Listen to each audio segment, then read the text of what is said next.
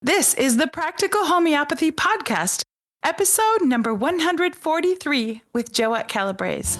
Hi, I'm Joette Calabrese, and I welcome you to our healthcare movement, yours, mine, and the countless men and women across the globe who have retaken control of their family's health with practical homeopathy. So, for the next few minutes, let's link our arms as I demystify homeopathy, what was once considered an esoteric paradigm, into an understandable, reproducible, safe, and effective healthcare solution available to all. This is the medicine you've been searching for, my unique brand of homeopathy, Practical Homeopathy.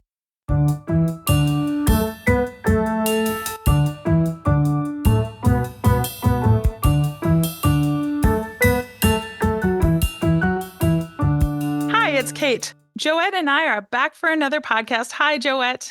Hi, Kate.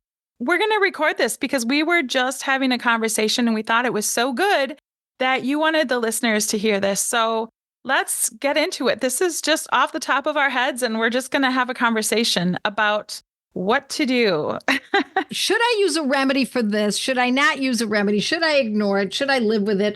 Should I allow it to pass naturally, etc.? I think that's kind of what the upshot of this conversation was. Wouldn't you say, Kate? Yes. And that's something that you talk about in your mastery program because we have a whole lesson on, is it normal? So I think that is something that most people wonder and have fear about. Is this normal? I'm experiencing this thing. And is it normal? Is it something I should be concerned about? Is it something I should take a homeopathic medicine for? Be tested for this? Should I be checked for this? Should I be worried about this? Can I assume that if it's on a scale of 1 to 10, a 4 now, that it's going to go to an 8? Mm-hmm. It will progress. That it could get worse. I could die from this, whatever this is. All right, so let's go back to it, Kate, because you had mentioned to me that you had this patient in your chest. And my first thought always is, what could be extrinsic? What could be from the outside coming in? And of course, diet matters, food matters, but that's not what I was thinking. I was thinking that I know, Kate, that you were taking a medicine, homeopathic, for appetite, right? To curb your appetite. I was, but I actually stopped taking that a while ago. Oh, okay. Okay. So my first thought is, in looking at that medicine, at any homeopathic medicine, if we have new symptoms, then my first thought is, it's likely the medicine, the homeopathic medicine. That's a good point because I actually did stop taking that medicine because I had a new symptom. Now, I don't know for sure if it was from that medicine or not. We don't know. We don't know. All we can do is just check it out. That's right. But I did stop taking it and I haven't had that symptom since. So again, it could be or it could not, but it wasn't a medicine that I absolutely needed to take. So no, it was, you were kind of testing it out. Let's have some fun with this. Let's see if this will work for me and see if it reduces my appetite, etc. So that's always my first thought, is what's coming in.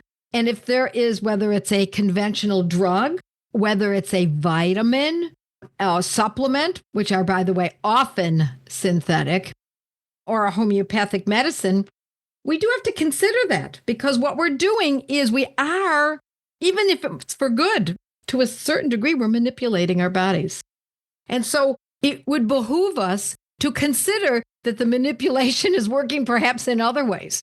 We might get some good from it, but if we get other symptoms, even if they're mild, this description that you were giving me today, the sensation you were having in your chest, it's rather mild, but it's new. And it's something you say, I don't know, I've never had this before. That's my first clue that it could be something that you've been taking.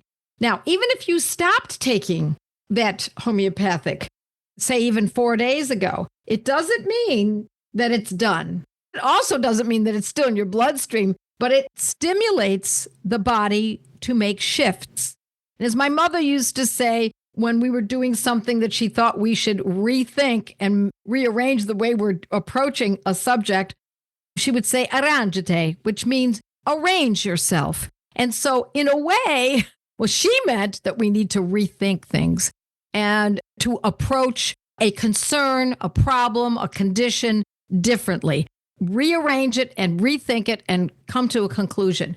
In a way, It's the same message. But what we've done is we've already arranged or rearranged. And perhaps that rearrangement by taking a homeopathic medicine, a supplement, a vitamin, a drug, whatever else it might be, is now showing itself in a perhaps not so savory fashion. Now, here's the upshot.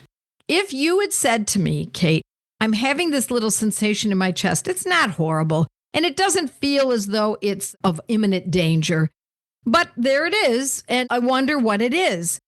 But meanwhile, you've been taking a homeopathic medicine that's helping you reduce your craving or your appetite, and it's working, then we have to weigh it out. One of the best ways to weigh it out is to open up the Materia Medica and read up on the medicine that you're presently taking, which I assume you did. I know you already did that.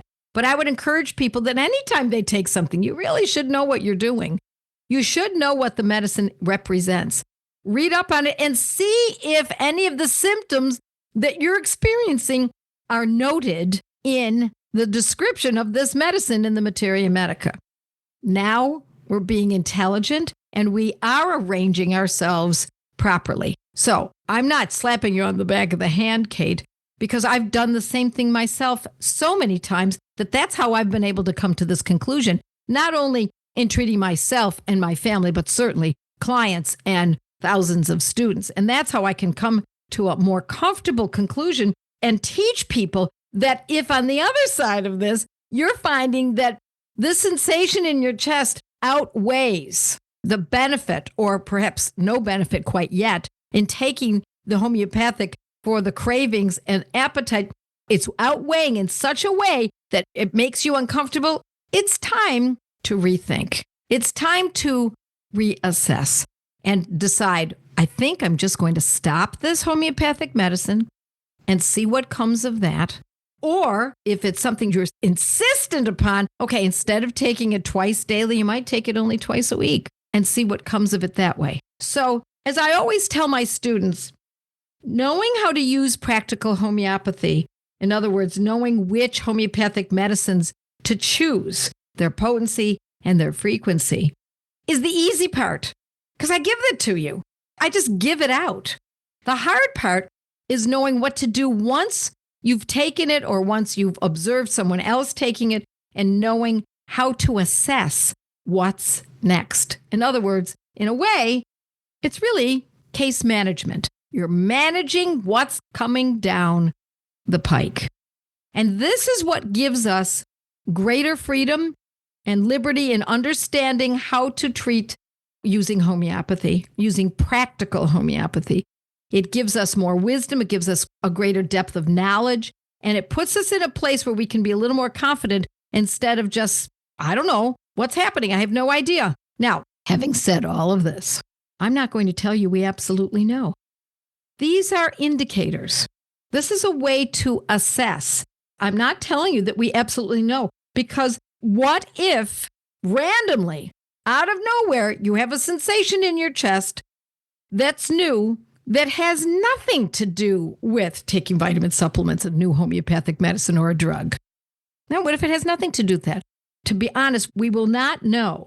We actually may never know, but we'll have a better knowledge, a better understanding of it from 30,000 feet above. Meaning, it's only in time will you recognize that this potentially triggered that, because you may try it again and the same incidence occurs. And then you halt the use of the medicine again. And then 6 months later, you try it again. And it's pretty clear that this medicine, this homeopathic medicine, causes this sensation in my chest. And is it worth it or is it not worth it? And that's how we can truly judge whether or not we've chosen the correct medicine and the correct potency and frequency. Yes, one of the things that occurred to me was it could be a new food that I'm eating, and maybe it's something that I'm allergic to, and it's causing a sensation in my airways or my chest. So yeah, you're right. We have to look at all of the things that we're doing. And I think one of the things that we see often is that people start to have this fear, right? Oh my gosh, it's this new thing. It must be something terrible, right? Our minds go to that. But what you're saying is really step back, have that bird's eye view, that view from above. What are all these extrinsic factors? Am I doing something new? What might I try to eliminate, whether it's a new homeopathic or a new food that I'm eating, and see if that makes the difference? And instead of having that fear. And oftentimes, Joette, if we talk to someone about this, it brings us down. And that's why we love our study groups and our homeopathy buddies, and they can help us think logically when we have this fear of something. And what really fuels the fear is things like regular testing and checkups. I met with a client yesterday, and she is actually improving greatly. Mentally, she feels really good. She's had a little setback in one area, but mentally, which was one of the greatest concerns that I had, she was improving in great leaps and bounds. But she went to the doctor and got blood labs and said, you've got to look at these. I sent them to your assistant so you can look at them. Have you studied them? And I did look at them. And to me, her blood labs looked within the range of normal. But because the labs are written the way they are, they show a red highlight for any number that's outside of the, quote, normal numbers. And so she was alarmed because it was red. So her LDL was high. However, her ratio was perfect. Her A1C was high by a half point. Not grandly, a half point. So it was in red. There was another, what was the other marker? Creatinine, maybe. Everything that was off, and there were only 3 items that were off by a fraction. Nothing that I would ever consider dangerous in the least. So she was panicked. She thought, oh my gosh, am I eating too much butter? Am I having too much meat? Oh, my cholesterol is this is really serious stuff. And these tests, first of all, these tests are not conclusive. They're a snippet in time. That whole vitamin D thing, I question it dramatically. And I also find that if you happen to eat a lot of butter and bacon and full cream and eggs before you have the cholesterol test, it is going to show that your LDL is on the high side. But that is meaningless. What really matters is tell me how you feel, because we're using symptoms. Now, here's the problem. Homeopathy's been teaching we use symptoms to determine whether or not someone is ill. Whereas conventional medicine has taught people that there are a lot of blind illnesses, that you could die without ever knowing that there was anything wrong. So you better be tested on a regular basis. And I think that is, excuse my skepticism, but I think it is a way to get people to get tested on a regular basis. Because every time you get tested and every time you purchase a medication, they can bill your insurance a couple $1,000s minimum. And if you don't come in to be tested and you just live your life, and if you find something that needs to be rearranged, that you maybe make some lifestyle changes, they will not make a decent living. And that's such a shame, isn't it? Don't we all want everybody to make a $2,000 ka-ching because they took your blood tests and now have alarmed you? Excuse me again for my skepticism and my sarcasm, but I think a lot of tests, not all, but a lot of tests are useless at best. They're superfluous, and what they cause is more harm than good, because had she not listened to me, and she may still not follow my directive. I told her I thought everything was fine, and I think that she should stay with the foods she's eating. But if she goes back, if they call her in, she'll probably be on Lipitor. She'll probably be on the drug that's used for diabetes. They'll have her on drugs in no time. And all the headway that we made so far with her staying away from these drugs could easily be lost. So you're not saying, Joette, that we should never go to a doctor or never get a test, but you are saying use reason, right? So if there is an emergency situation, of course, we want to go to them. Well, what I'm saying is, why would you go to a doctor to find out what's wrong when there's nothing wrong? That just blows my mind. You already know you have this condition. You've had some depression for some time. You're off of the psychotropic drugs. You're using homeopathy once in a while for that depression. You already know that you have a skin condition that is being dealt with homeopathically and naturally. Your energy is quite good. Your outlook is good. Why test? Let's put it this way. And I'm not telling you, dear followers, that you need to do this, but I'll give you my approach. I simply don't go to be tested, because if I were to be tested, they would want to do a mammogram and a pap smear and lots of blood tests. They would try to prove to me that I needed this or I needed that. I'm looking for markers and cancer markers. And do I want to know if I have cancer markers? Do I really need to know that? Why don't I just eat properly, live properly, get outside in the sunshine without sunscreen, eat the highest quality food that I can obtain, live a decent life, and just go on with my life, instead of spending time in waiting rooms and being panicked by the red letters and the red numbers on a blood lab report. So that's my philosophy. Not everyone would be comfortable with that.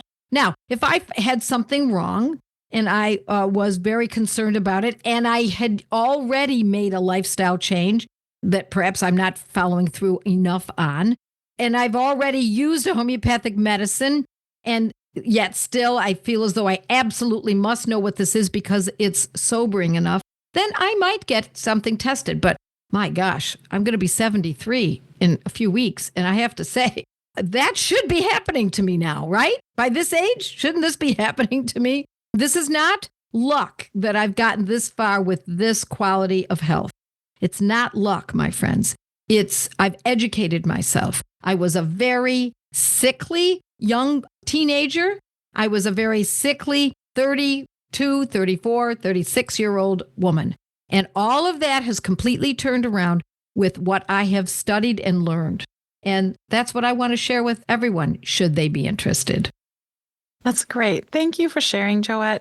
As always, really good information, and it hopefully will help to bring down the level of fear in some of your listeners. Yep. Nice conversation, Kate. Take care. It's my honor to share many lessons on this simple method of using homeopathy for free, without affiliates or advertising, here in my podcasts, but also my blog posts and Monday night lives. But it's critical that you learn how to use these medicines properly. These podcasts should serve as only the beginning of your training. Peruse Joette'sLearningCenter.com to find fun study group opportunities and in-depth courses developed by subject. So with the proper training, you can join the thousands of students before you in developing the confidence and competence to protect the health of your family and loved ones with my brand of homeopathy, Practical Homeopathy. You just listened to a podcast from internationally acclaimed homeopath, public speaker, and author, the founder of the Academy of Practical Homeopathy, Joette Calabrese. Joette's podcasts are available on all your favorite podcast apps. To learn more and find out if homeopathy is a good fit for your health strategy, visit PracticalHomeopathy.com.